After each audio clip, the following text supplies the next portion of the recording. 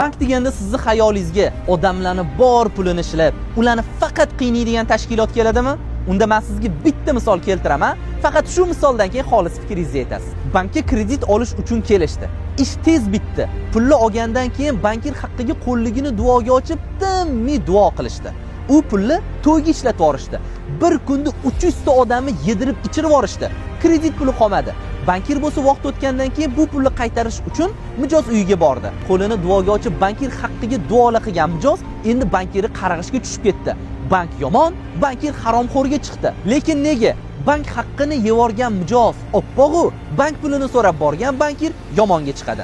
Endi o'zingiz xolis fikringizni ayting. Bank odamlarni qiynayaptimi yoki odamlar o'zini o'zi qiynayaptimi? Kredit pulini bir kunda yo'q qilib yuborib.